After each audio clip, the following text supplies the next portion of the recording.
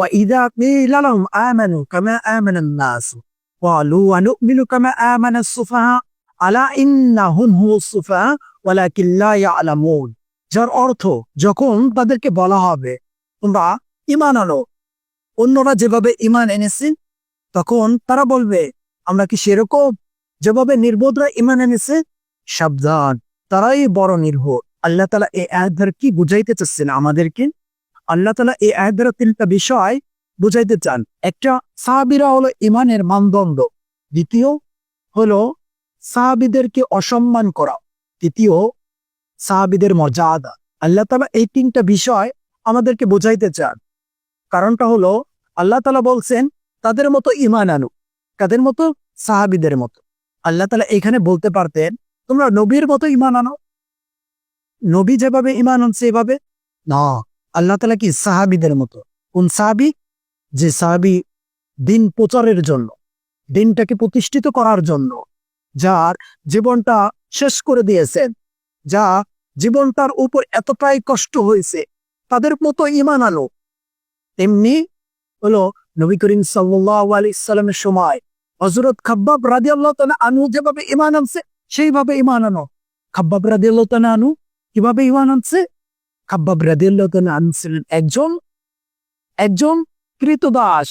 তার মালিক ছিল একজন মুনাফিক, উম্মে আনমার। এই উম্মে আনমারের সময়, কৃতদাসের সময় ইসলাম গ্রহণ করে। শুরুতে যখন ইসলাম গ্রহণ করে মক্কার মুনাফিকরা জানতে পারেন খাব্বাব রাদিয়াল্লাহু তাআলা আনহু মুসলমান গ্রহণ করছে, ইসলাম গ্রহণ করছে, তখন উম্মে আনমানের কাছে খবর দেন খাব্বাব তো মুসলমান গ্রহণ করছে। তখন এই কথা জানতে পারে তার মালিক উম্মে আনমার তার উপর নির্যাতন বাড়িয়ে দেন, নির্যাতন করতে থাকে। এতটাই নির্যাতন ওই খাব্বাব রাদিয়াল্লাহু তাআলা আনহু কয়লার উপর, জ্বলন্ত কয়লার উপর তাকে শুয়ে রাখছেন। যখন কয়লার আগুনে তার পিঠের চামড়া পুড়তে পুড়তে যখন চর্পিতে যখন তেল ঝরতে থাকে, তখন ওই কয়লাগুলো নিভে যায়। তখন তাকে খাব্বাব রাদিয়াল্লাহু তাআলা আনহুকে উঠানো হয়। এতটা নির্যাতন করছে। খাব্বাব রাদিয়াল্লাহু তাআলা আনহু একজন ছিলেন সেই লোহার আঘাত দিচ্ছেন, ওই লোহার আগুনের শিক দিয়ে তাকে আঘাত করছেন। এতটা নির্যাতন করছে। যখন এই নির্যাতনের কথা মক্কাবাসীর মুসলমানরা জানতে পারেন, তখন নবী করিম সাল্লাল্লাহু আলাইহি সাল্লামের কাছে যান সাহাবীরা, ইয়া রাসূলুল্লাহ, আপনি কি জানেন না, আপনি কি শুনতে পান না যে খাব্বাব রাদিয়াল্লাহু তাআলা আনহুর উপর কতটা নির্যাতন করছে? তখন বলেন, ইয়া রাসূলুল্লাহ, আপনি দোয়া করেন আল্লাহ তাআলার কাছে। তখন আল্লাহর রাসূল বলে, তোমরা একটু ধৈর্য ধরো। তোমাদের কি মনে নাই যে ঈমান থাকার জন্য, ঈমানের পথে চলার জন্য যে মানুষ দ্বিখণ্ড হয়ে গেছে, আল্লাহর পথে জিহাদ করেছে, তোমাদের কি মনে নাই? তখন সাহাবীদেরকে মনে স্মরণ করিয়ে দিল। তখন কি বললে? আল্লাহ রাসূল বললে, হে সাহাবীরা, তোমরা মনে রাখো এমন একটা সময় আসবে যে সময়টা শুধুমাত্র আল্লাহ ব্যতীত আর কাউকে ভয় করবে না। এই সাহাবীরা, তোমরা আল্লাহ ছাড়া আর কাউকে ভয় করবে না, এমন একটা সময় আসবে, তোমরা ধৈর্য ধরো। এটা কি বলছেন? খাব্বাব রাদিয়াল্লাহু তাআলা আনহুর মতো ঈমান আনো, ওই সাহাবীদের মতো ঈমান আনো যা জ্বলন্ত আগুনের মধ্যে থেকেও আল্লাহকে ভুলে না। এইটা বুঝাইতেছেন আল্লাহ। এটা কি বুঝাইতেছেন আল্লাহ। দ্বিতীয়টা, সাহাবীদের অসম্মান করা। আল্লাহ তাআলা বুঝান, হে সাহাবীরা ছিল নিষ্পাপ, তাদের উপর কতটা জুলুম করছে, কতটা হিংসা করছে ওই মুনাফিকরা। বলে হয় বিলাল রাদিয়াল্লাহু তাআলা আনহু যিনি এত বড় সাহাবী, আল্লাহু আকবার, তার উপর যতটা জুলুম করছে, তার উপর কতটা জুলুম করছে। বলা হয় মক্কার ওই জ্বলন্ত আগুনের উপর দিয়েছেন, কয়লার উপর দিয়েছেন বিলাল রাদিয়াল্লাহু তাআলা আনহুকে। বলা হয় মক্কার উত্তপ্ত বালুর উপর তার জামা কাপড় সবকিছু খুলে তাকে উত্তপ্ত বালির উপর শুয়ে রাখছে। কারণ কি? ইসলাম গ্রহণ করছে। ইসলাম এটা হলো নির্যাতন করেই ক্ষিপ্ত থাকি নেই।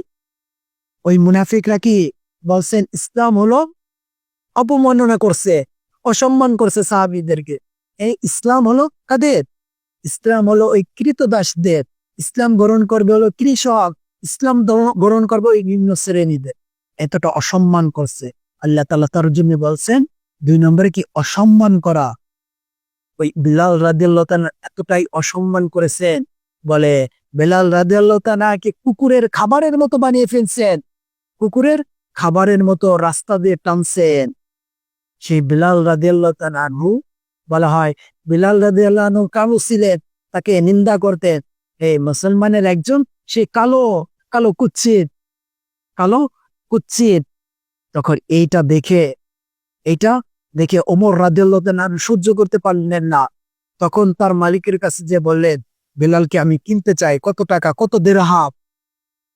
তাকে বেশি মূল্য দিয়ে তাকে তাকে কিনে নিয়ে আসেন। কারণ সহ্য করতে পারছেন না ওই কষ্ট।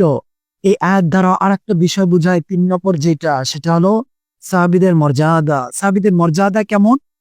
আহা, নবী করিম সাল্লাল্লাহু আলাইহি সাল্লাম যখন মক্কা থেকে মদিনায় হিজরতে যান, তখন তার পাশে ছিলেন আবু বকর। তখন আবু বকর রাদিয়াল্লাহু তাআলা আনহু তার পাশে থেকে সে হিজরতে প্রস্তুতি নেন। তখন যাইতে যখন মদিনার একটা রাস্তা ছিল, সেই রাস্তায় না যে আরেক রাস্তা ঘুরে যেয়ে গেছে, সেই রাস্তায় যে একটা গুহায় যান, সেই গুহাটা দেখেন আবু বকর যায় দেখেন ওই গুহাটা এতটাই ছিদ্র, এতটাই যে কোন ছিদ্র থেকে কোন একটা সাপ আসবে, এটা দেখে আবু বকর রাদিয়াল্লাহু তাআলা আনহু সব ছিদ্র পাথর কাপড় দিয়ে বোঝাইতে আর একটা ছিদ্র ছিল, যে ছিদ্রটা বোঝানোর মতো আর কিছু নাই। তখন নবী করিম সাল্লাল্লাহু আলাইহি সাল্লাম যখন ঘুমিয়েছিলেন তার বাহুর উপরে, তখন ওই পাটা দিয়ে আবু বকর সিদ্দিক ওই পাটা দিয়ে বুঝিয়ে রাখছেন। তখন হঠাৎ করে ওই ওই গর্ত থেকে একটা সাপ বা বিচ্ছু এসে কামড় দেন। কামড় দিয়ে সে এতটাই মানে কষ্টে ছিল, চোখ দিয়ে পানি পড়ছে। নবী করিম সাল্লাল্লাহু আলাইহি সাল্লাম মুখ মোবারকে পড়ছেন, কিন্তু তাকে বুঝতে দেন নেই। বুঝতে কেন দেন নেই? যেন নবী কষ্ট পাবেন, এই ঘুম থেকে উঠে কষ্ট পাবেন। হঠাৎ করে নবী করিম সাল্লাল্লাহু আলাইহি সাল্লাম ঘুম ভেঙে যান। ওই চোখের পানি যখন পড়ে, তখন বলে, হে আবু বকর, তোমার কি হয়েছে? তখন ইয়া রাসূলুল্লাহ, আপনাকে আমি ডাক দিতে চাই নাই, আপনার কষ্ট হবে এইটার জন্য। তখন আবু বকর রাদিয়াল্লাহু তাআলা বলেন, সব গর্ত তো আমি বুঝিয়ে দিয়েছি কাপড় দিয়ে, পাথর দিয়ে, কিন্তু এই একটা গর্ত আমি বোঝানোর মতো কোনো কাপড় বা আমি পাথর খুঁজে পাইনি। তখন আমি এই পাহটা দিয়ে বুঝাই রাখছি, বন্ধ করে রাখছি, কিন্তু এই গর্ত থেকে কি যেন আমাকে একটা কামড় দিয়েছে। তখন নবী করিম সাল্লাল্লাহু আলাইহি সাল্লাম তার থুতু মোবারক দিয়ে তাকে তাকে ওইখানে স্পর্শ করেন। তখন নবী করিম সাল্লাল্লাহু আলাইহি সাল্লাম বলেন, হে আবু বকর, হে আবু বকর, তুমি তো আজ থেকে সিদ্দিক, তুমি আবু বকর না, তুমি আবু বকরের সাথে তুমি সিদ্দিক উপাধি পাইলা। আল্লাহর রাসূল বলছেন, এই সাহাবীরা তো এতটাই দামি, এতটাই মর্যাদা, যে এরা হলো জান্নাতি। আল্লাহু আকবার, আল্লাহু আকবার। আল্লাহর রাসূল তা জান্নাতি খবর দিয়ে দিছেন, এই সাহাবীরা জান্নাতি, জান্নাতি, জান্নাতি। আল্লাহ তাআলা আমাদের এই আয়াত দ্বারা 3টে বিষয় বুঝাইছেন। এক, যে বিষয় সেটা হলো সাহাবীরা হলো ঈমান এর মাপকাঠি। দ্বিতীয়টা হলো সাহাবীদের অপমান করলে কি অবস্থা হয় মুনাফিকদের। তৃতীয় যে বিষয়টা হলো সাহাবীদের মর্যাদা। আল্লাহ তাআলা আমাদের বোঝার এবং এই আমল করার, এই প্রতিটা আয়াতের উপর আমল করার তৌফিক দান করুন।